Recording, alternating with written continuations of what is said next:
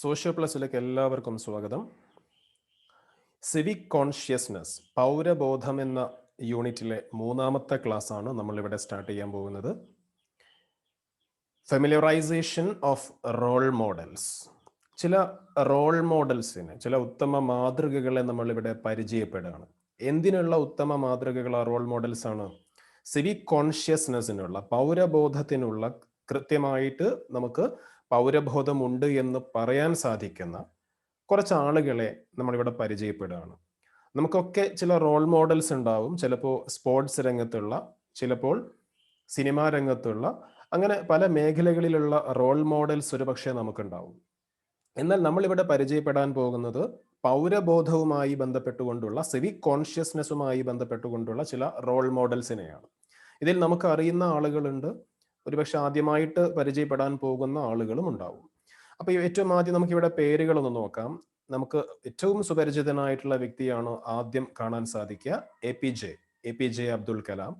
അതേപോലെ മറ്റൊന്ന് Mother Teresa, Mayilamma, Dasharath Manjhi. ഇങ്ങനെയുള്ള 4 ആളുകളുടെ ഫോട്ടോ ടെക്സ്റ്റ് ബുക്കിൽ കൊടുത്തിട്ടുണ്ട്. Observe the pictures. നമ്മൾ നോക്കി, they are some personalities with ideal civic consciousness who gave valuable contribution to the society. സമൂഹത്തിന് തങ്ങളുടേതായിട്ടുള്ള വലിയ സംഭാവനകൾ നൽകിയിട്ടുള്ള 4 മഹത് വ്യക്തിത്വങ്ങളാണ്, അല്ലെങ്കിൽ അവരുടെ ചിത്രങ്ങളാണ് ടെക്സ്റ്റ് ബുക്കിൽ കൊടുത്തിട്ടുള്ളത്. ഓക്കെ, ഈ ആളുകളൊക്കെയും സമൂഹത്തിന് വലിയ സംഭാവന നൽകിയിട്ടുള്ള ഉത്തമ പൗരബോധമുള്ള 4 വ്യക്തികളെയാണ് ഇവിടെ കൊടുത്തിട്ടുള്ളത്. Okay, while working in different areas they exhibited humanity. അതായത് ഇവരെല്ലാം ഒരേ മേഖലയിൽ പ്രവർത്തിച്ച ആളുകളല്ല, പലരും പല മേഖലകളിൽ, പല രംഗത്ത് പ്രവർത്തിച്ച ആളുകളാണ്. ഓക്കെ, അപ്പൊ ഇവരുടെയൊക്കെ പ്രത്യേകതകൾ ടെക്സ്റ്റ് ബുക്കിൽ പറയുന്നില്ല. ഓരോരുത്തരും ഏതൊക്കെ മേഖലയിലാണ് പ്രവർത്തിച്ചതെന്നൊന്നും ഇവിടെ പറയുന്നില്ല. അത് നമുക്കിവിടെ പെട്ടെന്നൊന്ന് ഞാൻ പറയാം. എ പി ജെ അബ്ദുൽ കലാമിനെ നമുക്കറിയാം, അദ്ദേഹം ബേസിക്കലി ഒരു ശാസ്ത്രജ്ഞനാണ്, ഒരു സയന്റിസ്റ്റ് ആണ്, അതിലുപരി ഒരു മനുഷ്യ സ്നേഹിയാണ്. ഓക്കെ, ശാസ്ത്രം മനുഷ്യന്, അതേപോലെ നമ്മുടെ സമൂഹത്തിന് ഉപയോഗപ്രദമാവണം എന്ന് ചിന്തിച്ചിട്ടുള്ള, മനുഷ്യനെ ഒരുപാട് ഇഷ്ടപ്പെട്ടിട്ടുള്ള ഒരു മനുഷ്യ സ്നേഹിയായിട്ടുള്ള ശാസ്ത്രജ്ഞനാണ് A P J Abdul Kalam. അദ്ദേഹം ഒരു നല്ല മനുഷ്യനാണ്, അതിനുശേഷം ഒരു നല്ല ശാസ്ത്രജ്ഞനാണ് എന്ന് നമുക്ക് പറയാം. ഒരു നല്ല മനുഷ്യനാണ്, ഒരു നല്ല ശാസ്ത്രജ്ഞനാണ്, നമ്മുടെ രാഷ്ട്രപതിയായിട്ടുള്ള വ്യക്തിയാണ്. ഓക്കെ, ലോകം തന്നെ ബഹുമാനിക്കുന്ന വ്യക്തിത്വത്തിന് ഉടമയാണ് A P J Abdul Kalam, നമുക്കറിയാം. അതേപോലെ മദർ തെരേസയെ നോക്കുകയാണെങ്കിൽ അദ്ദേഹം പ്രധാനമായിട്ടും ചാരിറ്റി എന്ന് പറയുന്ന ഒരു രംഗം, അതല്ലെങ്കിൽ കുഷ്ഠരോഗികളെ പോലെയുള്ള ആളുകളെയൊക്കെ, അസുഖബാധിതരായിട്ടുള്ള ആളുകളെയൊക്കെ ഒരുപാട് ശുശ്രൂഷിക്കുകയും അങ്ങനെ ശ്രദ്ധ നേടുകയും ചെയ്തിട്ടുള്ള, അതല്ലെങ്കിൽ പ്രശസ്തിയിലേക്ക് ഉയരുകയും ചെയ്തിട്ടുള്ള വ്യക്തിയാണ് മദർ തെരേസ എന്ന് പറയുന്നത്. ഓക്കെ, അപ്പോൾ മനുഷ്യനെ സ്നേഹിച്ചിട്ടുള്ള മറ്റൊരു വ്യക്തിയാണ് അദ്ദേഹം. മദർ തെരേസ എന്തായിട്ടില്ല, ഒരു രാഷ്ട്രത്തിന്റെ രാഷ്ട്രപതിയാവുകയോ അങ്ങനെയുള്ള, അല്ലെങ്കിൽ ഭരണരംഗത്തേക്ക് എത്തുകയോ ഒന്നും ചെയ്തിട്ടില്ല. അപ്പൊ എ പി ജെ അബ്ദുൽ കലാമും മദർ തെരേസയും 2 തലങ്ങളിൽ പ്രവർത്തിച്ചവരാ. പക്ഷെ രണ്ടുപേരും മനുഷ്യനെ സ്നേഹിച്ചിട്ടുള്ള, സഹജീവികളെ സ്നേഹിച്ചിട്ടുള്ള വലിയ മനസ്സിന് ഉടമകളാണ്. അതേപോലെ മൈലമ്മയെ ഒരു പക്ഷേ നമ്മൾ പത്രങ്ങളിലൂടെയൊക്കെ കണ്ടിട്ടുണ്ടാവും, പരിചയപ്പെട്ടിട്ടുണ്ടാവും. മൈലമ്മ എന്ന് പറയുന്നത് പാലക്കാട് ജില്ലയിലെ പ്ലാച്ചിമടയില് കൊക്കക്കോള കമ്പനിക്കെതിരെ സമരം നയിച്ചിട്ടുള്ള ഒരു സാധാരണക്കാരിയായിട്ടുള്ള നാട്ടിൻപുറത്തുകാരിയാണ് മൈലമ്മ. ഓക്കെ, കൊക്കക്കോള കമ്പനി അവിടുത്തെ ജലം ഊറ്റിയെടുത്ത് പ്രകൃതിയെ വല്ലാതെ കൊള്ളയടിക്കുന്ന, ചൂഷണം ചെയ്യുന്ന ഒരു സ്ഥിതിയിലേക്ക് മാറിയപ്പോൾ അതിനെതിരെ ജനകീയ കലാപത്തിന്, അല്ലെങ്കിൽ ജനകീയ സമരത്തിന് നേതൃത്വം കൊടുത്തിട്ടുള്ള ഒരു ധീര വനിതയാണ് മൈലമ്മ എന്ന് പറയുന്നത്. അപ്പോൾ അതും പ്രകൃതി സംരക്ഷണത്തിന് വേണ്ടിയാണ്, സഹജീവികളുടെ സമാധാനത്തിനും സുരക്ഷിതത്വത്തിനുമൊക്കെ വേണ്ടിയിട്ടാണ്.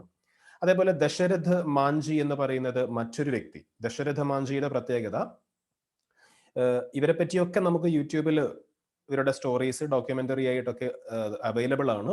ദശരഥ മാഞ്ചിയുമായി ബന്ധപ്പെട്ടുകൊണ്ട് ഒരു ഹിന്ദി സിനിമ പോലും ഇറങ്ങിയിട്ടുണ്ട്.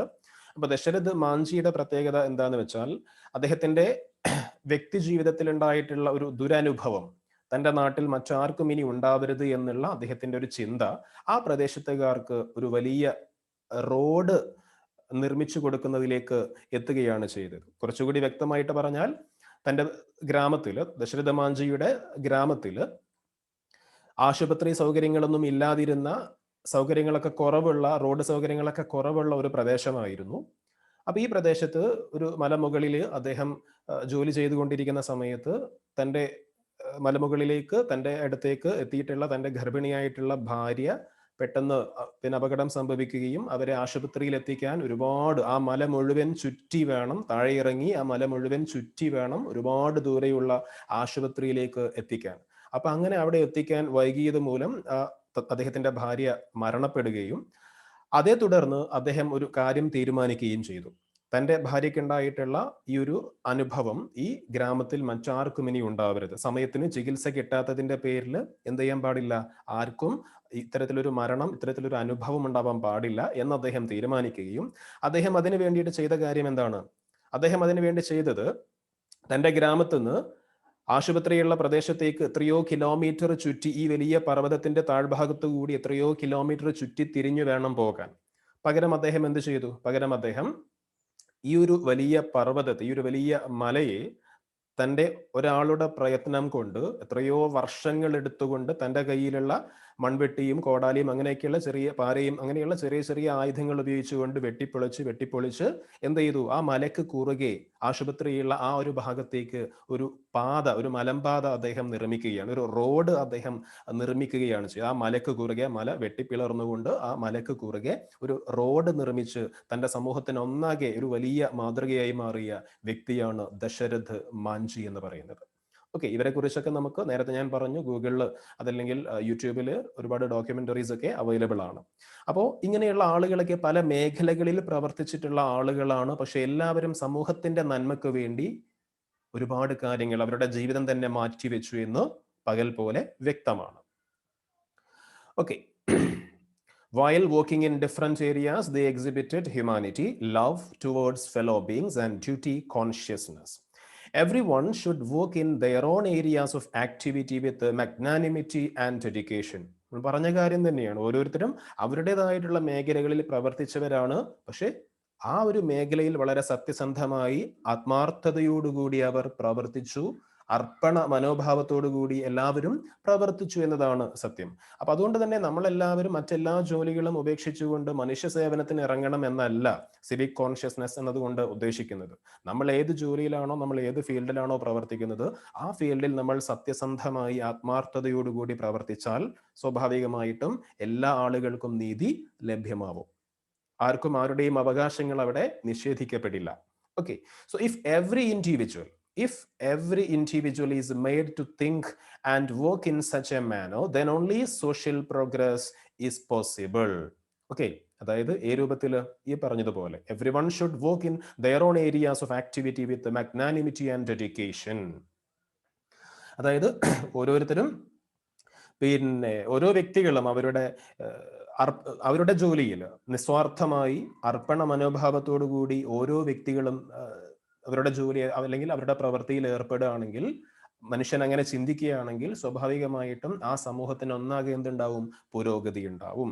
U might have participated in organic farming, traffic awareness, അതേപോലെ activities against drug abuse and philanthropic activities. അതായത് നമ്മളോട് പറയാണ്, ഒരുപക്ഷെ നമ്മൾ ഇങ്ങനെയുള്ള പല ആക്ടിവിറ്റീസിലും പങ്കെടുത്തിട്ടുണ്ടാവാം എന്ന് പറയുകയാണ്. ഓർഗാനിക് ഫാമിംഗ്, അതായത് എന്താ ഓർഗാനിക് ഫാമിംഗ് എന്ന് പറഞ്ഞാൽ? ജൈവ കൃഷിയാണ്. ജൈവ കൃഷി, രാസവളങ്ങളൊന്നും ഇല്ലാത്ത ജൈവ കൃഷി ഒരുപക്ഷെ നമ്മൾ ചെയ്തിട്ടുണ്ടാവാം. സ്കൂളിലോ വീട്ടിലൊക്കെ ചെറിയ രൂപത്തിലെങ്കിലും നമ്മൾ ഒരുപക്ഷെ എന്തെങ്കിലുമൊക്കെ ചെറിയ തൈകൾ നട്ടിട്ടുണ്ടാവാം. അതേപോലെ traffic awareness programs, okay, traffic awareness programs SPCയുടെ കീഴിലോ സ്കൗട്ടിന്റെ കീഴിലോ ഒക്കെ ആയിട്ട്, റെഡ് ക്രോസിന്റെ കീഴിലൊക്കെ ആയിട്ട് ഒരുപക്ഷെ ട്രാഫിക് ബോധവൽക്കരണ പരിപാടികളും അതിന്റെ ഭാഗമായിട്ട് രാവിലെ സ്കൂള് സ്റ്റാർട്ട് ചെയ്യുമ്പോഴും അതേപോലെ സ്കൂള് വൈകുന്നേരം വിടുന്ന സമയത്തൊക്കെ റോഡിൽ ട്രാഫിക് കൺട്രോൾ ചെയ്യുന്ന ഡ്യൂട്ടിയിലൊക്കെ ഒരുപക്ഷെ കുട്ടികൾ ഇൻവോൾവ് ആയിട്ടുണ്ടാവാം.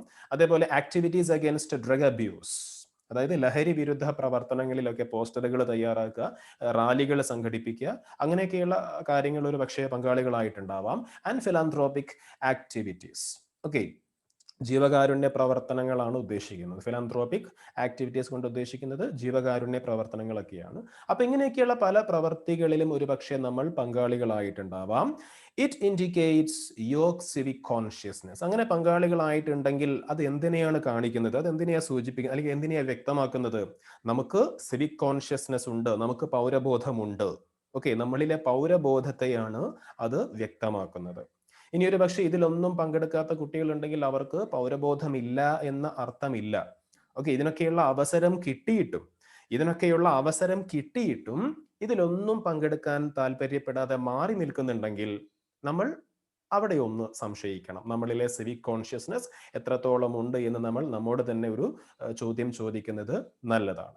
ഓക്കെ, അപ്പൊ ഏതായാലും ഈ രൂപത്തിലൊക്കെ സജീവമായിട്ട് ഇടപെടുന്ന ആളുകൾ ഉണ്ടെങ്കിൽ അവർ കൃത്യമായിട്ട് ഉയർന്ന പൗരബോധമുള്ള സിവിക് കോൺഷ്യസ്നെസ് ഉള്ള ആളുകളായിട്ട് മാറും എന്ന് നമുക്ക് നിസ്സംശയം പറയാൻ സാധിക്കും. ഓക്കെ, വ്യക്തി താല്പര്യങ്ങൾക്ക് വേണ്ടി ഇങ്ങനെയുള്ള കാര്യങ്ങൾ ചെയ്യുന്നവരും ഉണ്ടാവാം ഒരു പക്ഷേ. ഓക്കെ, മറ്റുള്ളവരെ കാണിക്കാൻ വേണ്ടിയോ മാർക്കിന് വേണ്ടിയോ ഒക്കെ ഇങ്ങനെ ചെയ്യുന്നവരുണ്ടാവാം. അതല്ല വേണ്ടത്. നേരത്തെ പറഞ്ഞതുപോലെ ഡെഡിക്കേഷനോടുകൂടി, ആത്മാർത്ഥതയോടുകൂടി നമ്മൾ എന്ത് ചെയ്യണം? വളരെ സിൻസിയർ ആയിട്ട് നമ്മൾ എന്ത് ചെയ്യണം? ഇങ്ങനെയുള്ള കാര്യങ്ങളൊക്കെ ചെയ്യണം. ഇനി അടുത്ത ഹെഡിങ്ങിലേക്ക് പോകുമ്പോൾ civic consciousness and morality. Civic കോൺഷ്യസ്നെസ്സും മൊറാലിറ്റിയും. എന്താ മൊറാലിറ്റി? ധാർമ്മികത എന്നാണ് ഇതിനർത്ഥം. ഓക്കെ, ധാർമ്മികതയും സിവിക് കോൺഷ്യസ്നെസ്സും നോക്കാം.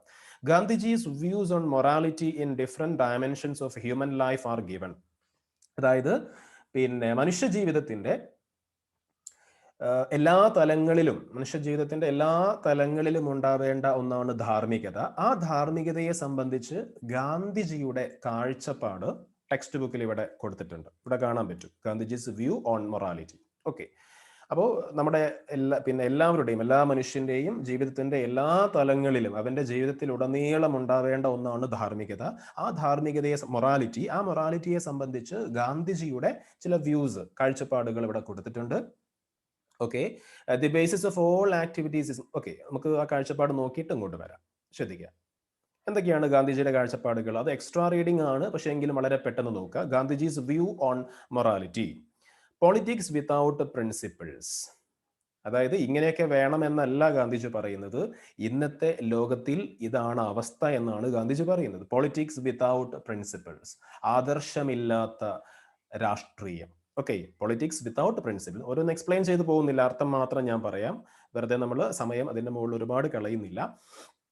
ആദർശമില്ലാത്ത രാഷ്ട്രീയം എന്ന് പറയുമ്പോൾ നമുക്കറിയാം, ഏതൊരു പൊളിറ്റിക്കൽ പാർട്ടി ആണെങ്കിലും ഏതെങ്കിലുമൊക്കെ പ്രിൻസിപ്പിൾസിന്റെ ബേസിൽ, ഐഡിയോളജീസിന്റെ ബേസിൽ ഫോം ചെയ്യുന്നതാണ് പൊളിറ്റിക്കൽ പാർട്ടീസ്. എന്നാൽ പലപ്പോഴും ആ ആശയങ്ങൾ, ആ ഐഡിയോളജീസ്, ആ ആശയങ്ങളൊക്കെ മറന്നുകൊണ്ടുള്ള പ്രവർത്തനങ്ങളാണ് പലപ്പോഴും അധികാരത്തിലെത്താൻ വേണ്ടി പല പാർട്ടികളും ചെയ്യാറുള്ളത്. അപ്പൊ ആ രൂപത്തിൽ എന്താണോ ആ പാർട്ടിയുടെ യഥാർത്ഥ ആശയം, അത് മറന്നുകൊണ്ടുള്ള രാഷ്ട്രീയമാണ് പലപ്പോഴും ഇന്ന് നമ്മൾ കാണുന്നത്. ഓക്കെ, ഞാൻ നേരത്തെ പറഞ്ഞു, ഇനി എക്സ്പ്ലെയിൻ ചെയ്യാണ്ട് പോവാണ്, വളരെ പെട്ടെന്ന് അർത്ഥം മാത്രം പറഞ്ഞു പോവാണ്. പൊളിറ്റിക്സ് വിത്തൗട്ട് പ്രിൻസിപ്പിൾസ്, ആദർശമില്ലാത്ത രാഷ്ട്രീയം. വെൽത്ത് വിത്തൗട്ട് വർക്ക്, അധ്വാനമില്ലാത്ത സമ്പത്ത്. ഓക്കെ, അധ്വാനമില്ലാത്ത സമ്പത്ത്, കഷ്ടപ്പാടില്ലാത്ത സമ്പത്ത്. Science without humanity, science without humanity, മനുഷ്യത്വമില്ലാത്ത ശാസ്ത്രം. സയൻസ് എന്തിനു വേണ്ടി ആവണം? For the progress of humanity, മനുഷ്യത്വത്തിന്റെ അല്ലെങ്കിൽ മനുഷ്യന്റെ മാനവികതയുടെ വളർച്ചയ്ക്ക് വേണ്ടിയാവണം. പക്ഷെ ഇന്ന് നിർഭാഗ്യവശാൽ പലപ്പോഴും നമ്മൾ കാണുന്നത് സയൻസ് വിത്തൗട്ട് ഹ്യൂമാനിറ്റി. അതിന്റെ ഭാഗമാണ് ആറ്റമിക് ബോംബ് എക്സ്പ്ലോഷൻ ഒക്കെ ഉണ്ടായിട്ടുള്ളത്. ഓക്കെ, ഹിരോഷിമ നാഗസാക്കി ദുരന്തങ്ങളൊക്കെ. Then commerce without morality, commerce without morality, ധാർമ്മികതയില്ലാത്ത കച്ചവടം അല്ലെങ്കിൽ വാണിജ്യം. എഡ്യൂക്കേഷൻ വിത്തൗട്ട് ക്യാരക്ടർ, സ്വഭാവ മഹിമയില്ലാത്ത വിദ്യാഭ്യാസം. എഡ്യൂക്കേഷന്റെ ഒരു മേജർ എയിം എന്ന് പറയുന്നത് ക്യാരക്ടർ ഫോർമേഷൻ ആണ്. വിദ്യാഭ്യാസത്തിന്റെ പ്രധാന ലക്ഷ്യം എന്ന് പറയുന്നത് ക്യാരക്ടർ ഫോർമേഷൻ ആണ്, വ്യക്തിത്വ രൂപീകരണമാണ്, സ്വഭാവ രൂപീകരണമാണ്. എന്നാൽ ഇന്ന് പലപ്പോഴും അത് ഉണ്ടാവുന്നില്ല. So education without character. Okay, സ്വഭാവ മഹിമയില്ലാത്ത വിദ്യാഭ്യാസം. വർഷിപ്പ് വിത്തൗട്ട് സാക്രിഫൈസ്, ത്യാഗമില്ലാത്ത ആരാധന. നമ്മളൊന്നും ത്യജിക്കാൻ തയ്യാറല്ല, നമ്മളൊന്നും വിട്ടുകൊടുക്കാൻ തയ്യാറല്ല, പക്ഷെ നമ്മൾ ആരാധിക്കുന്നുണ്ട്. നമ്മൾ ദൈവവിശ്വാസികളാണ് എല്ലാവരും. എല്ലാവരും എന്നല്ല, പല ആളുകളും പല ദൈവങ്ങളിൽ വിശ്വസിക്കുന്നുണ്ട്, പക്ഷെ ഒന്നും ത്യജിക്കാൻ നമ്മൾ തയ്യാറാവുന്നില്ല. Pleasure without without concerns. Okay, pleasure without conscience. അതായത് എന്താ പ്ലഷർ വിത്തൗട്ട് കോൺഷ്യൻസ് എന്ന് പറയുകയാണെങ്കിൽ, നമുക്ക് മനസ്സാക്ഷി ഇല്ലാത്ത ഓക്കെ, മനസ്സാക്ഷിയില്ലാത്ത സന്തോഷം. ഓക്കെ, ആർക്ക് എന്ത് ബുദ്ധിമുട്ടുണ്ടായാലും വേണ്ടില്ല, നമ്മൾ ഹാപ്പി ആവണമെന്നുള്ള ചിന്ത. Okay, pleasure without conscience and all these things are extremely dangerous. Gandhiji പറയാണ് ഈ ആശയങ്ങളെല്ലാം, ഈ കാര്യങ്ങളെല്ലാം എന്താണ്, അതീവ ഗുരുതരമാണ്, വലിയ അത്യധികം അപകടകരമായിട്ടുള്ള കാര്യമാണ് ഇതെല്ലാം എന്ന് ആര് പറയുന്നു? ഗാന്ധിജി പറയുന്നു. So Gandhiji's views on morality, നമുക്ക് പ്രസംഗവേദികളൊക്കെ എടുത്ത് കാച്ചാൻ പറ്റുന്ന, എടുത്ത് പ്രയോഗിക്കാൻ പറ്റുന്ന ചില പോയിന്റ്സ് ആണ്, ഗാന്ധിജിയുടെ കാഴ്ചപ്പാടുകളാണ്. ഓരോ മേഖലയുമായി ബന്ധപ്പെട്ടുകൊണ്ട് ഇന്നത്തെ സമൂഹം എങ്ങനെയാണ് എന്ന് വർഷങ്ങൾക്ക് മുമ്പേ ഗാന്ധിജി പിന്നെ പറഞ്ഞിട്ടുള്ള ഒരു കാര്യമാണ് ഇവിടെ. ഓക്കെ, ഇനി നമുക്ക് ടെക്സ്റ്റിലേക്ക് വരാം. അപ്പോൾ ഗാന്ധിജിയുടെ കാഴ്ചപ്പാടുകൾ നമ്മൾ നോക്കി. The basis of all activities is morality. എല്ലാ പ്രവർത്തികളുടെയും, ഓക്കെ, എല്ലാ പ്രവർത്തികളുടെയും അടിസ്ഥാനം എന്ന് പറയുന്നത് എന്താണ്? അത് ധാർമ്മികതയാണ്. Okay, what is morality? അപ്പോൾ എന്താണ് ഈ മൊറാലിറ്റി എന്ന് പറഞ്ഞാൽ, ധാർമ്മികത എന്ന് പറഞ്ഞാൽ എന്താണ്? What is morality? Morality means the ability to recognize virtues from vices, accept virtues and to perform duties with utmost responsibility. വളരെ ഇമ്പോർട്ടൻ്റ് ആയിട്ടുള്ള ഒരു ഭാഗമാണ് എന്താണ് മൊറാലിറ്റി. ഓക്കെ, എന്താ morality? Morality means the ability to recognise virtues from vices. അതായത് ശരിയും തെറ്റുമൊക്കെ തിരിച്ചറിയലാണ്. Morality എന്ന് പറഞ്ഞിരിക്കുകയാണെങ്കിൽ ശരിയും തെറ്റുമൊക്കെ തിരിച്ചറിയാനുള്ള നമ്മുടെ എബിലിറ്റിയാണ്, നമ്മുടെ കഴിവാണ്. അങ്ങനെ തിരിച്ചറിഞ്ഞാൽ മാത്രം പോരാ, accept virtues and to perform duties with utmost responsibility. Okay, ശരിയും തെറ്റുമൊക്കെ തിരിച്ചറിഞ്ഞ് അതിൽ നിന്ന് ശരിയെ നമ്മൾ സ്വീകരിച്ച് നമ്മുടെ ജീവിതത്തിലേക്ക്, പ്രവർത്തികളിലേക്ക് നമ്മൾ എന്ത് ചെയ്യണം? ആ ശരിയെ പകർത്തുക, അല്ലെങ്കിൽ കൊണ്ടുവരിക, നമ്മുടെ ജീവിതത്തിലേക്ക് അതിനെ കൊണ്ടുവരിക എന്നതാണ് യഥാർത്ഥത്തിൽ എന്ത് പറയുന്നത്? മൊറാലിറ്റി എന്ന് പറയുന്നത്. ഓക്കെ, ഒന്നുകൂടി നോക്കാം. Morality means the ability to recognise virtues from vices, accept virtues and to perform duties with utmost responsibility. Okay, നന്മ തിന്മകളെ തിരിച്ചറിയുക, നന്മ തിന്മകളെ തിരിച്ചറിഞ്ഞ് അതിൽ നിന്ന് നമ്മൾ എന്ത് ചെയ്യുക? നന്മയെ സ്വീകരിക്കുക. അതേപോലെ തന്നെ നമ്മുടെ ഡ്യൂട്ടീസ്, നമ്മുടെ കടമകൾ ഉത്തരവാദിത്ത ബോധത്തോടെ, ഓക്കെ, ഉത്തരവാദിത്ത ബോധത്തോടെ നിർവഹിക്കുകയും ചെയ്യുക. ഇതാണ് ധാർമ്മികത, മൊറാലിറ്റി എന്നതുകൊണ്ട് അർത്ഥമാക്കുന്നത്. ഒന്നുകൂടി പറയാം. നന്മ തിന്മകളൊക്കെ തിരിച്ചറിഞ്ഞ്, അഥവാ ശരിയും തെറ്റും തിരിച്ചറിഞ്ഞ് നന്മയെ അല്ലെങ്കിൽ ശരിയെ നമ്മൾ സ്വീകരിക്കുക. കൂട്ടത്തിൽ നമ്മുടെ കടമകൾ, നമ്മുടെ ഡ്യൂട്ടീസ് വളരെ ഉത്തരവാദിത്ത ബോധത്തോടു കൂടി നിർവഹിക്കുകയും ചെയ്യുക. അതിനെ നമ്മൾ എന്ത് വിളിക്കുന്നത്? ധാർമ്മികത അല്ലെങ്കിൽ മൊറാലിറ്റി എന്ന് വിളിക്കുന്നത്. Okay, so it is the moral responsibility of each individual to perform the duty towards the society and the state. ഓരോ വ്യക്തിയുടെയും ധാർമ്മിക ഉത്തരവാദിത്തമാണ് എന്ത് സമൂഹത്തോടും രാജ്യത്തോടുമുള്ള കടമ നിറവേറ്റുക എന്നത്. ഓക്കെ, തൻ്റെ സമൂഹത്തോടും തൻ്റെ രാജ്യത്തോടുമൊക്കെയുള്ള കടമ നിർവഹിക്കുക എന്നുള്ളത് ഓരോ വ്യക്തിയുടെയും moral റെസ്പോൺസിബിലിറ്റിയാണ്. Okay, it is the moral responsibility of each individual. ഓരോ വ്യക്തിയുടെയും ധാർമ്മികമായിട്ടുള്ള ഉത്തരവാദിത്തമാണ് എന്ത്? To perform their duty towards the society and the state. Okay, സമൂഹത്തോടും തൻ്റെ കുടുംബത്തോടും, അല്ലെങ്കിൽ തന്നോടും തൻ്റെ കുടുംബത്തോടും തൻ്റെ സമൂഹത്തോടും തൻ്റെ രാജ്യത്തോടുമുള്ള കടമകൾ നിർവഹിക്കുക എന്നുള്ളത് ഓരോ വ്യക്തിയുടെയും മോറൽ റെസ്പോൺസിബിലിറ്റിയാണ്. അപ്പോൾ ഒരുപാട് കാര്യമൊന്നും അവിടെ ഇല്ല. അപ്പം മൊറാലിറ്റി നമ്മൾ എന്താണെന്ന് ഇവിടെ നോക്കിക്കഴിഞ്ഞു. നമ്മുടെ ഹെഡിങ് എന്താ? സിവിക് കോൺഷ്യസ്നെസ് ആൻഡ് മൊറാലിറ്റി ആണ്. ഇത് രണ്ടും തമ്മിൽ എങ്ങനെയാണ് കണക്റ്റഡ് ആവുക എന്നുള്ളത് നമുക്ക് നോക്കണം. ശ്രദ്ധിക്കുക, മൊറാലിറ്റി ഹെൽപ്സ് സിവിക് കോൺഷ്യസ്നെസ്. അപ്പോൾ ഇവിടെ നമ്മൾ ഈ ഒരു ഡെഫിനേഷൻ പറഞ്ഞപ്പോൾ തന്നെ നമുക്ക് ഈസി ആയിട്ട് മനസ്സിലായിട്ടുണ്ടാവും.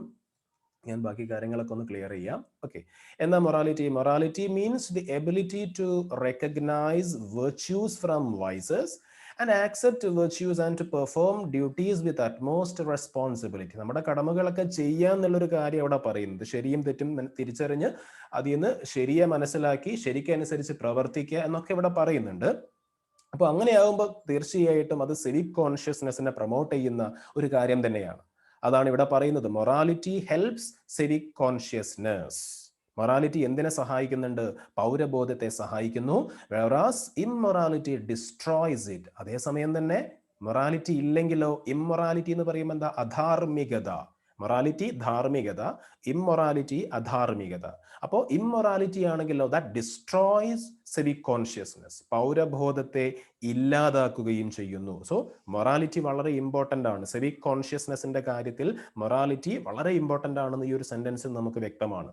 മൊറാലിറ്റി ഹെൽപ്സ് സിവിക് കോൺഷ്യസ്നെസ്, അത് പൗരബോധത്തെ സഹായിക്കുന്നു. എന്നാൽ ഇമ്മൊറാലിറ്റി, അധാർമികതയോ, ഇറ്റ് ഡിസ്ട്രോയ്സ് സിവിക് കോൺഷ്യസ്നെസ്, പൗരബോധത്തെ അത് ഇല്ലാതാക്കുകയും ചെയ്യുന്നു. So creation of moral consciousness in all walks of life is the most effective way to foster civic consciousness. അപ്പോൾ അതുകൊണ്ട് പൗരബോധം അല്ലെങ്കിൽ സിവിക് കോൺഷ്യസ്നെസ് വളർത്താനുള്ള ഏറ്റവും നല്ലൊരു മാർഗം എന്ന് പറയുന്നത് എന്താ? നമ്മളിൽ മൊറാലിറ്റി വളർത്തുക എന്നുള്ളതാണ്. ഓക്കെ, നമ്മളിൽ ധാർമ്മികത വളർത്തുക എന്നതാണ്, നമ്മളിൽ ധാർമ്മികത വളർത്തുക എന്നതാണ് എന്ത് വളർത്താനുള്ള ഏറ്റവും നല്ല മാർഗം, സിവിക് കോൺഷ്യസ്നെസ് വളർത്താനുള്ള ഏറ്റവും നല്ല മാർഗം. ഓക്കെ, നമ്മളിൽ മൊറാലിറ്റി ഉണ്ടായാൽ സ്വാഭാവികമായിട്ടും സിവിക് കോൺഷ്യസ്നെസ്സിനെ അത് സഹായിക്കും. നമ്മളിൽ ഇമ്മൊറാലിറ്റി ആണെങ്കിൽ അത് സിവിക് കോൺഷ്യസ്നെസ്സിന് ഒരു വലിയ ത്രെട്ടായിട്ട്, ഭീഷണിയായിട്ട് മാറുകയും ചെയ്യും. ഓക്കെ,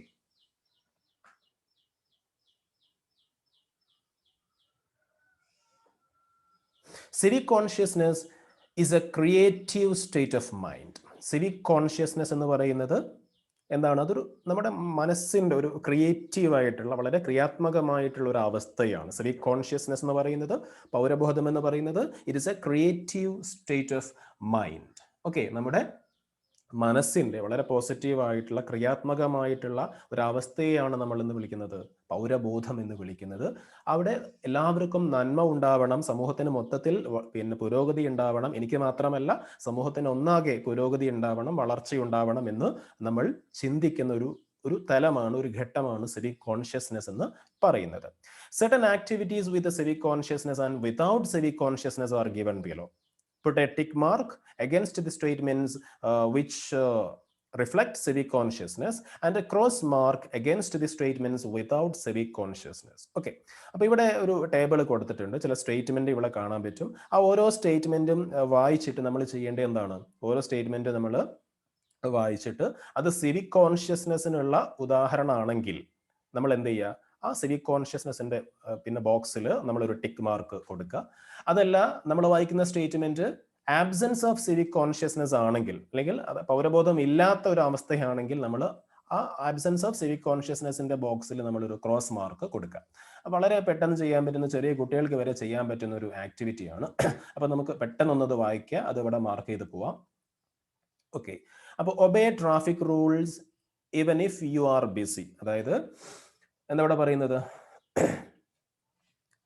അതായത് നമ്മൾ നല്ല തിരക്കുള്ള അവസ്ഥയിലാണെങ്കിലും, നമ്മൾ നല്ല തിരക്കുള്ള സാഹചര്യത്തിലാണെങ്കിലും, എത്ര തിരക്കുണ്ടെങ്കിലും വാഹനം ഓടിക്കുമ്പോൾ നമ്മൾ എന്ത് ചെയ്യും? ട്രാഫിക് നിയമങ്ങൾ പാലിക്കാം, അല്ലെങ്കിൽ പാലിക്കണം, അല്ലെങ്കിൽ പാലിക്കുക എന്നുള്ളൊരു അർത്ഥമാണ് ഇവിടെ പറയുന്നത്. സ്റ്റേറ്റ്മെന്റ് എന്ന് പറയുമ്പോൾ obey traffic rules even if you are BC, അല്ലെ? എത്ര തിരക്കുണ്ടെങ്കിലും നമ്മൾ വാഹനം ഓടിക്കുമ്പോൾ ട്രാഫിക് നിയമങ്ങൾ പാലിക്കണം. അത് സിവിക് കോൺഷ്യസ്നെസ് ആണോ, അല്ലെങ്കിൽ ആബ്സെൻസ് ഓഫ് സിവിക് കോൺഷ്യസ്നെസ് ആണോ? യാതൊരു സംശയവും വേണ്ട, അത് സിവിക് കോൺഷ്യസ്നെസ് ആണ്. ഓക്കെ, ഇനി രണ്ടാമത്തെ സ്റ്റേറ്റ്മെന്റ് നോക്കുമ്പോൾ there is nothing wrong in disposing garbage in public places. അതായത് നമ്മുടെ വീട്ടിലൊക്കെയുള്ള മാലിന്യം പൊതുസ്ഥലത്ത് നിക്ഷേപിക്കുന്നതിൽ തെറ്റില്ല എന്നാണ് ആ സ്റ്റേറ്റ്മെന്റ് പറയുന്നത്. അത് സിവിക് കോൺഷ്യസ്നെസ് അല്ല എന്ന് നമുക്കറിയാം. അതെന്താണ്? അത് ആബ്സെൻസ് ഓഫ് സിവിക് കോൺഷ്യസ്നെസ് ആണ്. അപ്പൊ അവിടെ നമ്മൾ ഒരു ഇൻറ്റു മാർക്ക് കൊടുക്കുക, ഒരു ക്രോസ് മാർക്ക് കൊടുക്കുക. It is my duty to protect historical monuments. ചരിത്ര സ്മാരകങ്ങളൊക്കെ സംരക്ഷിക്കുക എന്നുള്ളത് എന്റെയും കൂടി കടമയാണ്. അതെന്താണ്? അത് സിവിക് കോൺഷ്യസ്നെസ് ആണ്, യാതൊരു സംശയവും വേണ്ട. It is my duty to protect nature. പ്രകൃതിയെ സംരക്ഷിക്കുക എന്നുള്ളത് എൻ്റെ ഡ്യൂട്ടിയാണ്, അവിടെയും നമുക്കൊരു സംശയവും വേണ്ട. Don't complain against injustice. അനീതിക്കെതിരെ നമ്മൾ പരാതിപ്പെടാൻ പാടില്ല. അത് കേൾക്കുമ്പോൾ തന്നെ നമുക്കറിയാം അത് ആബ്സെൻസ് ഓഫ് സിവിക് കോൺഷ്യസ്നെസ് ആണ്. Corruption is permissible during crucial situation. ശ്രദ്ധിക്കണേ, അത്യാവശ്യമാണെങ്കിൽ, അത്യാവശ്യ സന്ദർഭങ്ങളിൽ എന്താവാം? അഴിമതി ആവാം, അഴിമതി നടത്താം എന്നാ പറയുന്നത്. അപ്പൊ ഏത് അത്യാവശ്യമാണെങ്കിലും അഴിമതി നമുക്ക് നടത്താൻ പറ്റൂല, അത് തെറ്റ് തന്നെയാണ്. അത് സിവിക് കോൺഷ്യസ്നെസിന്റെ ആബ്സെൻസ് ആണ്. അപ്പൊ നമ്മൾ ഇവിടെ തന്നെ ഇൻറ്റു മാർക്ക് കൊടുക്കാം. ഓക്കെ, അത്യാവശ്യ ഘട്ടം എന്ന് പറയുമ്പോൾ നമ്മളത് സിവിക് കോൺഷ്യസ്നസ് ആണ് എന്ന് വിചാരിച്ച് ഇവിടെ ടിക്ക് കൊടുക്കരുത്. ഓക്കെ, ഏത് അത്യാവശ്യമാണെങ്കിലും എന്ത് പാടില്ല, കറപ്ഷൻ പാടില്ല. Then respect and protect aged people. പ്രായമുള്ള ആളുകളെ, വൃദ്ധരായിട്ടുള്ള ആളുകളെ ബഹുമാനിക്കുകയും സംരക്ഷിക്കുകയും ഒക്കെ വേണം.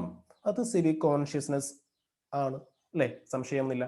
ഓക്കെ, അപ്പൊ ഈ 4 നമ്മൾ ടിക്ക് മാർക്ക് ഇട്ട 4 സിവിക് കോൺഷ്യസ്നെസ്സിന് അനുകൂലമായിട്ടുള്ള സ്റ്റേറ്റ്മെന്റ് ആണ്. ബാക്കി 3 ഇൻറ്റു മാർക്ക് ഇട്ട 3 ആബ്സെൻസ് ഓഫ് സിവിക് കോൺഷ്യസ്നെസ് ആണ്. ഓക്കെ, അപ്പൊ ഞാൻ ക്ലിയർ ചെയ്യാണ്. അതൊരുപാട് പിന്നെ കാണാതെ പഠിക്കേണ്ട കാര്യമൊന്നുമല്ല. അത് കേൾക്കുമ്പോൾ വായിക്കുമ്പോൾ തന്നെ നമുക്ക് അറിയാം ഏതാണ് ഏത് ഭാഗത്താ വരിക എന്നുള്ളത്. ഓക്കെ, ഇനി അടുത്ത പേജിലേക്ക് നമ്മൾ പോകുമ്പോൾ സിവിക് കോൺഷ്യസ്നെസ് ചാലഞ്ചസ് എന്ന ഒരു ഭാഗം കാണാം. Civic consciousness challenges. ഓക്കെ, അപ്പോൾ ഈ ഒരു ഹെഡിങ്ങും അതേപോലെ നമ്മൾ social science learning and civic consciousness, അടുത്ത ഹെഡിങ് അതാണ്. ഈ 2 കാര്യങ്ങൾ കൂടി പറഞ്ഞാൽ നമ്മുടെ ഈ ഒരു യൂണിറ്റ് ഇവിടെ കഴിഞ്ഞു. സോ വളരെ പെട്ടെന്ന് നമുക്കൊന്ന് കംപ്ലീറ്റ് ചെയ്യാം.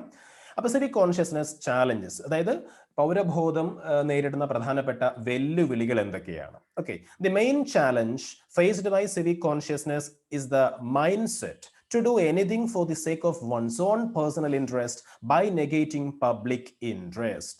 വളരെ പ്രധാനപ്പെട്ട ഒരു സെന്റൻസ് ആണ് ഇപ്പൊ നമ്മൾ വായിച്ചത് കേട്ടോ. ഓക്കെ, എന്താ ഇവിടെ പറഞ്ഞത്? The main challenge faced by civic consciousness, പൗരബോധം നേരിടുന്ന പ്രധാനപ്പെട്ട വെല്ലുവിളി എന്ന് പറയുന്നത് it is the mindset to do anything for the sake of one's own personal interest by negating public interest. അതായത് നമ്മുടെ പിന്നെ സ്വന്തം താല്പര്യങ്ങൾ സംരക്ഷിക്കാൻ വേണ്ടിയിട്ട് ഏത് രൂപത്തിലും നമ്മൾ എന്ത് ചെയ്യുക, നമ്മുടെ താല്പര്യം സംരക്ഷിക്കാൻ വേണ്ടിയിട്ട് സമൂഹത്തിന്റെ പൊതുവായ താല്പര്യങ്ങളെ അവഗണിച്ചുകൊണ്ട് നമ്മുടെ താല്പര്യങ്ങൾ സംരക്ഷിക്കാൻ വേണ്ടി എന്തും ചെയ്യാൻ തയ്യാറാവുക. അതാണ് പൗരബോധം നേരിടുന്ന പ്രധാനപ്പെട്ട വെല്ലുവിളി എന്ന് പറയുന്നത്. ഓക്കെ, ഒന്നുകൂടി ശ്രദ്ധിക്കുക.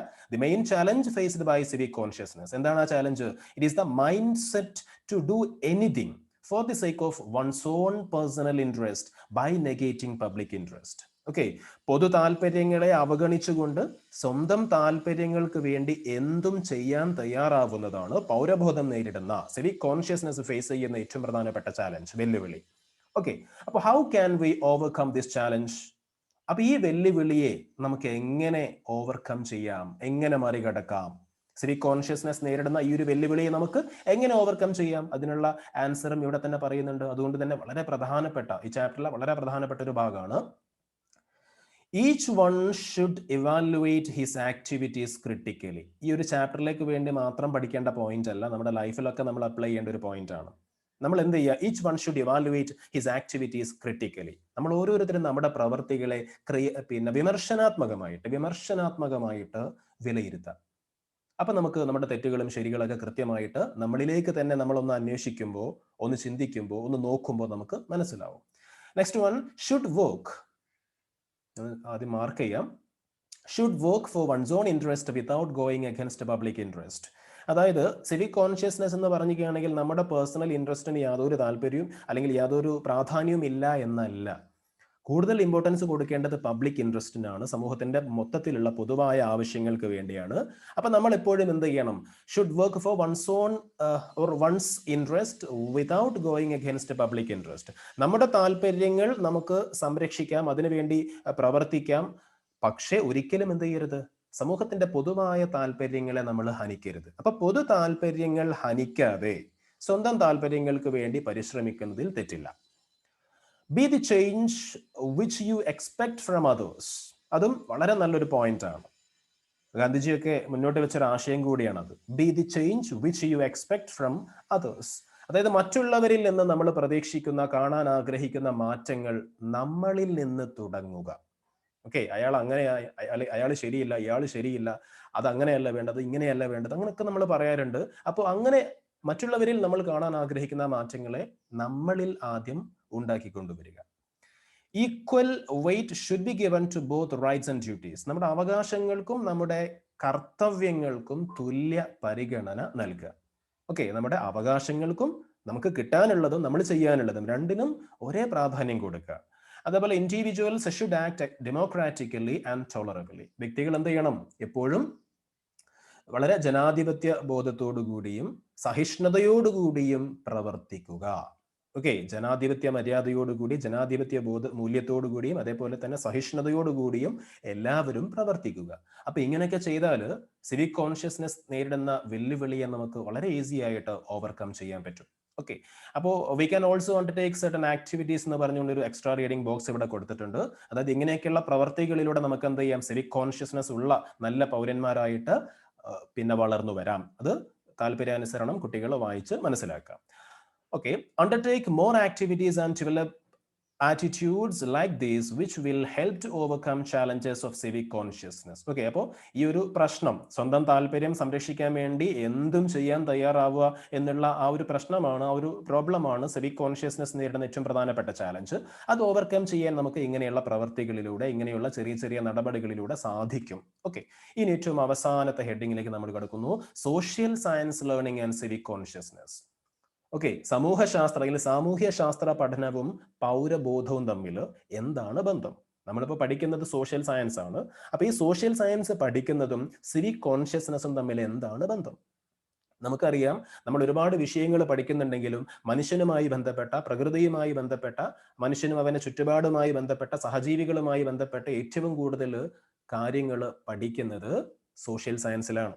സോഷ്യൽ സയൻസിലാണ് നമ്മൾ ചരിത്രം പഠിക്കുന്നതും ചരിത്രത്തിൽ പണ്ട് കാലത്ത് മനുഷ്യന്മാരുണ്ടാക്കിയിട്ടുള്ള പല അബദ്ധങ്ങളിൽ നിന്നും പാഠം പഠിക്കുന്നതൊക്കെ നമ്മൾ സോഷ്യൽ സയൻസിലൂടെയാണ്. ഓക്കെ, ഹിറ്റ്ലർ, മുസോളിനി തുടങ്ങിയിട്ടുള്ള ഏകാധിപതികളെ പറ്റിയും അവർ ലോകത്തുണ്ടാക്കി വെച്ച വലിയ വിനകളെ പറ്റിയൊക്കെ നമ്മൾ പഠിക്കുന്നുണ്ട്. അതേപോലെ ചരിത്രം അവർക്ക് നൽകിയ തിരിച്ചടിയെ പറ്റി, രണ്ടുപേരുടെയും മരണമൊക്കെ നമ്മൾ പഠിച്ചിട്ടുണ്ട്. ഒരാൾ ആത്മഹത്യ ചെയ്തു, മറ്റൊരാളെ സ്വന്തം നാട്ടിലെ ജനങ്ങൾ പിടികൂടി വധിച്ചു. അപ്പൊ ഇങ്ങനെയുള്ള ഒരുപാട് പാഠങ്ങൾ സാമൂഹ്യ ശാസ്ത്രത്തിലൂടെ നമ്മൾ പഠിക്കുന്നുണ്ട്. ഒരുപാട് പാഠം ജീവിതത്തിലേക്ക് നമ്മൾ ഉൾക്കൊള്ളുന്നുണ്ട്. മറ്റു പല വിഷയങ്ങളെ അപേക്ഷിച്ചും സോഷ്യൽ സയൻസിലൂടെ ഇങ്ങനെ ഒരുപാട് നമ്മുടെ ജീവിതത്തിൽ പകർത്തേണ്ട വാല്യൂസ്, മൂല്യങ്ങൾ നമുക്ക് കിട്ടുന്നുണ്ട്. ഓക്കെ, അപ്പൊ സോഷ്യൽ സയൻസ് ലേണിംഗും സിവിക് കോൺഷ്യസ്നെസ്സും തമ്മിൽ എന്ത് ബന്ധം നമുക്കിവിടെ നോക്കാം. Social science learning has a major role in the formulation of civic consciousness. നമ്മളിൽ പൗരബോധം ഉണ്ടാക്കുന്നതിൽ ഏറ്റവും പ്രധാനപ്പെട്ട പങ്ക് വഹിക്കുന്ന ഒരു വിഷയമാണ് ഇത്, സോഷ്യൽ സയൻസ് എന്ന് പറയുന്നത്, അതിന്റെ പഠനം, social science learning. Okay, social science as an area of study which is very close to the society and human beings envisages comprehensive changes in every individual. മറ്റ് വിഷയങ്ങളെ അപേക്ഷിച്ച് സോഷ്യൽ സയൻസ് എന്ന് പറയുന്നത്, social science as an area of study which is very close to the society and human beings envisages comprehensive changes in every individual. Okay, അതായത് മനുഷ്യനും അവന്റെ സമൂഹവുമായി ചേർന്ന് നിൽക്കുന്ന ഒരു പഠന മേഖല, ഒരു പഠന ശാഖ എന്ന നിലയിൽ സാമൂഹ്യ ശാസ്ത്ര പഠനം ഓരോ വ്യക്തിയിലും വളരെ സമഗ്രമായിട്ടുള്ള മാറ്റം കൊണ്ടുവരുന്നുണ്ട്, അല്ലെങ്കിൽ വിഭാവനം ചെയ്യുന്നുണ്ട്. Let's examine how social science learning. Okay, അതിതൊക്കെ മായ്ച്ചിട്ട് കൂടുതൽ ഇമ്പോർട്ടൻ്റ് ആയിട്ടുള്ള ഒരു ഭാഗം ഇവിടെ മാർക്ക് ചെയ്യാണ്. Let's examine how social science learning can be utilised for the formulation of civic consciousness. ഈ ഒരു ചോദ്യം വളരെ ഇമ്പോർട്ടൻ്റ് ആണ്. How social science learning can be utilised for the formulation of civic consciousness.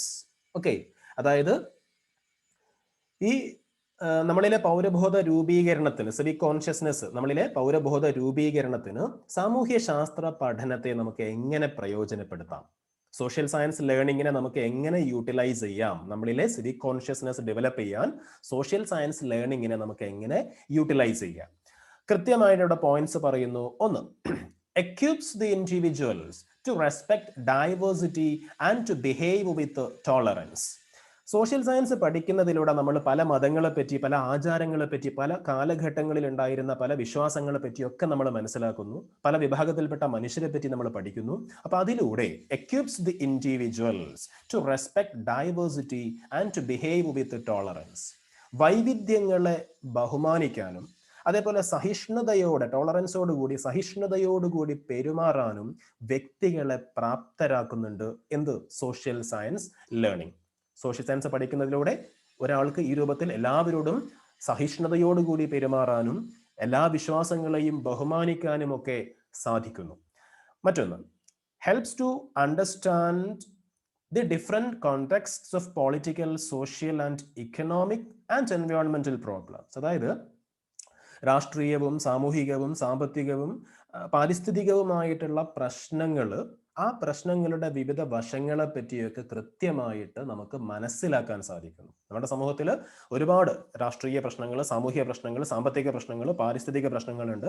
അങ്ങനെയുള്ള പല പ്രശ്നങ്ങളെയും പറ്റി കൃത്യമായ ഒരു ബോധ്യം നമുക്കുണ്ടാവാൻ സോഷ്യൽ സയൻസ് ലേണിംഗിലൂടെ സാധിക്കുന്നുണ്ട്. And equips the individual to suggest comprehensive solutions to different problems. ഈ രണ്ടാമത്തെ പോയിന്റ് പറഞ്ഞാൽ മൂന്നാമത്തെ പോയിന്റ് ഈസി ആയിട്ട് കിട്ടും. രണ്ടാമത്തെ പോയിന്റ് എന്താ? ഇങ്ങനെയുള്ള ഒരുപാട് പ്രോബ്ലംസിനെ പറ്റി നമ്മൾ മനസ്സിലാക്കുന്നു. മൂന്നാമത്തെ പോയിന്റ്, ഇങ്ങനെയുള്ള പ്രോബ്ലംസിന്, ഇങ്ങനെയുള്ള പ്രശ്നങ്ങൾക്ക് കൃത്യമായ പരിഹാരം നിർദ്ദേശിക്കാൻ നമ്മളെ പ്രാപ്തരാക്കുന്നുണ്ട് സോഷ്യൽ സയൻസ് ലേണിംഗ്.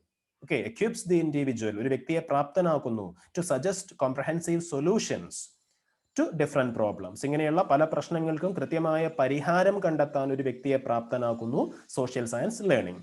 മറ്റൊന്ന്, disseminate the message of peace and cooperation to the society. എന്നിവിടെ പറയുന്നത് disseminate the message of peace and cooperation to the society. സമാധാനത്തിന്റെയും സഹവർത്തിത്വത്തിന്റെയും ഒക്കെ സന്ദേശം ജനങ്ങളിലേക്ക് എത്തിക്കുന്നു. Then last one, makes the individual civic conscious and action oriented by familiarizing the ideal models and activities of civic consciousness. അതായത് പൗരബോധത്തിന്റെ ഉത്തമമായ മാതൃകകൾ, അതേപോലെ പ്രവർത്തനങ്ങളുമൊക്കെ പരിചയപ്പെടുത്തി വ്യക്തികളെ പൗരബോധമുള്ളവരാക്കുന്നതിൽ, അതേപോലെ പൗരബോധമുള്ളവരും അതേപോലെ തന്നെ വളരെ ആക്റ്റീവായിട്ടുള്ള കർമ്മനിരതരായിട്ടുള്ള വ്യക്തികളും ഒക്കെ ആക്കി തീർക്കുന്നതിൽ സോഷ്യൽ സയൻസ് ലേണിംഗിന് വലിയ പങ്കുണ്ട്. സാമൂഹ്യശാസ്ത്രം പഠിക്കുന്നതിലൂടെ നമുക്ക് ഇത്തരത്തിൽ വളരെ ആക്റ്റീവായി, വളരെ വൈബ്രന്റ് ആയിട്ട് സമൂഹത്തിന് വേണ്ടി പ്രവർത്തിക്കാൻ സാധിക്കുന്നു. Makes the individual civic conscious and action oriented. Okay, കർമ്മനിരതരാക്കി മാറ്റുക എന്നാണ്. സമൂഹത്തിന് വേണ്ടി എപ്പോഴും പ്രവർത്തിക്കാൻ സന്നദ്ധരായിട്ടുള്ള ആളുകളാക്കി ഓരോ വ്യക്തിയെയും മാറ്റുന്നതിൽ സമൂഹശാസ്ത്രം അല്ലെങ്കിൽ സാമൂഹ്യശാസ്ത്രം വലിയ പങ്ക് വഹിക്കുന്നുണ്ട്. ഓക്കെ, അപ്പൊ വളരെ ഇമ്പോർട്ടൻ്റ് ആയിട്ടുള്ള ഒരു ഭാഗം, നമ്മുടെ സബ്ജക്റ്റുമായി ബന്ധപ്പെട്ട ഒരു ചോദ്യമായതുകൊണ്ട് തന്നെ ആ ഒരു ഇമ്പോർട്ടൻസ് ഇതിന് കൊടുക്കാം. Okay, how social science learning can be utilised for the formulation of civic consciousness. Answer നമ്മൾ നോക്കിക്കഴിഞ്ഞു. ഇനി ഏറ്റവും അവസാനത്തെ കൺക്ലൂഡിംഗ് പാരഗ്രാഫ് ആണ്. U might have understood that for the growth, development and sustainable existence of A society, civic consciousness is very essential. ഒരു സമൂഹത്തിന്റെ വളർച്ചയ്ക്ക്, ആ സമൂഹത്തിന്റെ വികാസത്തിനും, ആ സമൂഹത്തിന്റെ സുസ്ഥിരമായിട്ടുള്ള നിലനിൽപ്പിനുമെല്ലാം സിവിക് കോൺഷ്യസ്നസ്, പൗരബോധം അത്യാവശ്യമാണ് എന്ന് നമുക്കിവിടെ മനസ്സിലായി. But it is difficult to develop civic consciousness in all individuals. പക്ഷേ എല്ലാ വ്യക്തികളിലും ഈ ഒരു സിവിക് കോൺഷ്യസ്നസ്, പൗരബോധം വളർത്തിക്കൊണ്ടുവരിക എന്ന് പറയുന്നത് ഒരു ഡിഫിക്കൽട്ട് ടാസ്ക് ആണ്.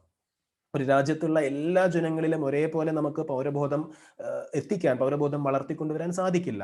അതുകൊണ്ട് തന്നെയാണ് നമ്മുടെ സമൂഹത്തിൽ ജയിലുകളും പോലീസും പട്ടാളവും ഒക്കെ ആവശ്യമായിട്ട് വരുന്നതും. എല്ലാവർക്കും പൗരബോധം ഉണ്ടെങ്കിൽ പിന്നെ നമ്മുടെ രാജ്യത്ത് കേസുകൾ ഉണ്ടാവില്ല, അക്രമങ്ങൾ ഉണ്ടാവില്ല, അതിക്രമങ്ങളൊന്നും ഉണ്ടാവില്ല. അപ്പൊ എല്ലാവർക്കും ഒരേപോലെ അത് എത്തിക്കുക എന്നുള്ളത് ഒരു പ്രയാസം തന്നെയാണ്. The easiest way to accomplish this great mission is by ourselves becoming civic conscious. Okay, അപ്പൊ എല്ലാവരിലേക്കും അത് എത്തിക്കുക എന്ന് പറയുന്നത് ഒരു ബുദ്ധിമുട്ടാണ്. എല്ലാവരിലും പൗരബോധം ഉണ്ടാക്കി കൊണ്ടുവരിക എന്ന് പറയുന്ന ഒരു ബുദ്ധിമുട്ടാണ്. അപ്പൊ ഇത് നമുക്ക് ഈ ലക്ഷ്യത്തിലേക്ക് എത്താൻ ഏറ്റവും നല്ലൊരു മാർഗം എന്താ? അവിടെ പറയുന്നു, ഈ ഒരു ദൗത്യത്തിലേക്ക് എത്താൻ ഏറ്റവും നല്ല എളുപ്പവഴി എന്ന് പറയുന്നത് നമ്മൾ ഓരോരുത്തരും പൗരബോധമുള്ളവരായി മാറുക. നമ്മൾ ഓരോരുത്തരും മറ്റുള്ളവരുടെ കാര്യം നോക്കണ്ട, നമ്മൾ ഓരോരുത്തരും എന്ത് ചെയ്യുക? കൃത്യമായ സിവിക് കോൺഷ്യസ്നസ് ഉള്ള, പൗരബോധമുള്ള ആളുകളായി മാറുക എന്നതാണ് ഇതിനുള്ള ഒരു ഏറ്റവും നല്ല മാർഗം. സമൂഹം ഒന്നാകെ ആ രൂപത്തിലേക്ക് എത്താനുള്ള ഏറ്റവും നല്ല മാർഗം അതാണ്. ഓക്കെ, അപ്പോ നമ്മളിവിടെ ഈ ഒരു യൂണിറ്റ് കൺക്ലൂഡ് ചെയ്യാണ്.